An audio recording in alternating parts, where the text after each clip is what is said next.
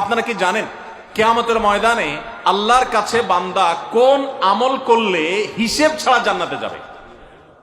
জানেন কেউ? বলতে পারেন কেউ? ভাই, আল্লাহর কাছে হিসেব দিয়ে জান্নাতে যাওয়া কি সহজ কাম না কঠিন কাজ? আরে আল্লাহর কাছে তো অনেক দূরের কথা। আপনি যে প্রতিষ্ঠানে চাকরি করেন তার মালিকের কাছে, উপরস্থ বসের কাছে একেবারে পুঙ্খানুপুঙ্খ করে প্রতিটা পয়সার হিসাব দিয়ে একদম সবকিছুতে পারফেক্টনেস প্রমাণ করা, এটাই তো একটা কঠিন কাজ, দুঃসাধ্য কাজ। সেখানে সারা জীবনের হিসাব আল্লাহর কাছে দিয়ে পাই পাই করে তারপর আপনি জান্নাতে যাবেন, বিষয়টা এত সহজ না।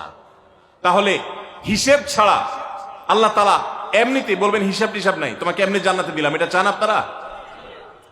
দেখুন কোরআনে কারীম আল্লাহ তাআলা বলছেন, ইন্নামা ইউওয়াফাস সাবিরুনা আজরাহুম বিগাইরি হিসাব।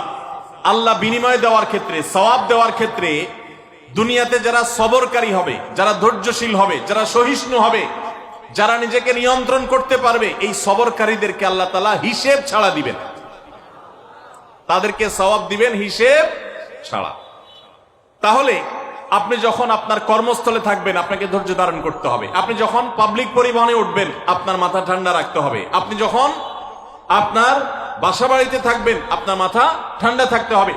মাথা গরম হয়ে যায় যাদের, হট মেজাজ যারা, কথায় কথায় মাথা গরম হয়ে যায়, ধৈর্যহীন হয়ে যায়, যেখানে সেখানে গন্ডগোল বাধায় দেয়, মারামারি বাধায় দেয়, ধৈর্য সহ্য বলতে কিছু নাই, এই লোকগুলো কিন্তু এই সৌভাগ্যবান মানুষদের কাতারে সামিল হতে পারবে না। ঠিক একইভাবে দাম্পত্য জীবনে সুখী হতে হলে সবর এবং শকর, এই দুইটা মূল মন্ত্রের কোনো বিকল্প পথ খোলা নেই। সেটা স্বামীর জন্য প্রযোজ্য, স্ত্রীর জন্য প্রযোজ্য। স্বামী হিসাবে আপনি স্ত্রীর অনেক অনিয়মতা দেখতে পাবেন, অনেক কিছু দেখতে পাবেন, আপনার আকাঙ্ক্ষা, আপনার চাহিদা, প্রত্যাশার বিপরীত আপনাকে সবর করতে হবে। ভাইরা আমার, আমাদের প্রিয় নবী সাল্লাল্লাহু আলাইহি সাল্লামের দাম্পত্য জীবনে কিন্তু টুনটান সমস্যা হয়েছে। আপনারা মনে করতে পারেন নবী সাল্লাল্লাহু আলাইহি সাল্লামের ঘর, ওনার স্ত্রীগণ সাহাবী, তারা উম্মুল মুমিনিন আমাদের মা, এত মর্যাদাবান মানুষ তারা, তাদের আবার ঝামেলা হয়েছে। ভাই, দাম্পত্য জীবনে টুকটাক সমস্যা তাদেরও হয়েছে। প্রিয় নবী সাল্লাল্লাহু আলাইহি সাল্লাম নিজে একদিন বাসা ছেড়ে মসজিদে নববীতে এসে মন খারাপ করে বসেছিলেন, তিনি বাসায় যাচ্ছেন না, অভিমান করে। ওমর রাদিয়াল্লাহু তাআলা আনহু বিষয়টা বুঝতে পেরে, তার মেয়ে যেহেতু নবী সাল্লাল্লাহু আলাইহি সাল্লামের স্ত্রী, তিনি সেখানে গিয়ে ভেতরে প্রবেশ করে তার সাথে কথা বলে তথ্য উদ্ঘাটন করে সেটা মিটমাট করার ব্যবস্থা করেছেন। স্বয়ং নবী করিম সাল্লাল্লাহু আলাইহি সাল্লামের জামাতা, ইসলামের চতুর্থ খলিফা আলী রাদিয়াল্লাহু তাআলা আনহু, তার মতে এত মর্যাদাবান মানুষ, তার ঘরে স্ত্রী হিসাবে আছেন কে? মুহাম্মদ সাল্লাল্লাহু আলাইহি সাল্লামের মেয়ে, জান্নাতে নারীদের সর্দার ফাতিমা রাদিয়াল্লাহু তাআলা আনহা।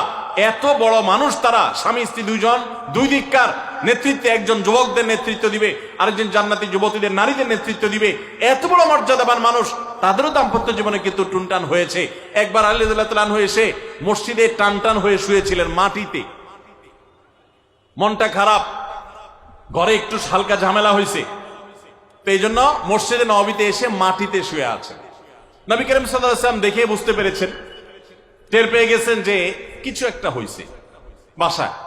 তখন তিনি জামাইকে ডেকে বললেন, কুম ইয়া আবা তুরাব, এ মাটির বাপ, মাটিতে শুয়ে আছেন, এজন্য রসিকতা করে বললেন, এ মাটির বাপ উঠো, দাঁড়াও দেখি কি হয়েছে বলো। ভাইরা আমার, দাম্পত্য জীবনে টুকটাক সমস্যা হবেই হবে। যারা বিয়ে করেন নাই আগে থেকে প্রস্তুত থাকেন, বুকে পিঠে ছালার বস্তা সব বেঁধে রেডি থাকেন। বিশেষ করে সময় যেভাবে গড়াচ্ছে, তাতে করে সামনে থেকে হেলমেট পরেও যাওয়া লাগতে পারে। শুধু যাওয়া না, বাসায় ঢোকার সময় বাইক থেকে নামার পর হেলমেটটা আগে খুলবেন না, আগে যা বুঝবেন পরিস্থিতি কি, তারপর হেলমেট খুলবেন। বুঝেন নাই? দাম্পত্য জীবনে টুকটাক সমস্যা হবেই, এটা প্রত্যাশিত। মনে রাখবেন, এই জিনিসটা যদি আপনি আগে থেকে মাথায় রাখেন তাহলে আপনার কষ্ট অনেকখানি দূর হয়ে যাবে। আমরা অনেকে আকাশ থেকে নেমে পড়ি, কি বলে, এত বড় সাহস, এই কথা বলতে পারে কেন? ভাই আশ্চর্য হচ্ছেন কেন? এর চেয়ে বেশি কথা বলতে পারে, মাথা বাড়ি মারছে, আরে ভাই ছুরি মারে নাই যে শুকর আদায় করে। বুঝেন নাই কথা? একই কথা বোনদের জন্য প্রযোজ্য। আমার মা বোন যারা শুনছেন তাদেরকে বলছি, আপনার স্বামীর একটা কথা শুনে আপনি আকাশ থেকে নেমে পড়ছেন, আকাশ ভেঙে পড়ছে মাথার উপরে, কি এটা বললো সে, আপনি ডিপ্রেসড হয়ে যাচ্ছেন। আরে বোন, ডিপ্রেসড হচ্ছেন কেন? এটা কেন?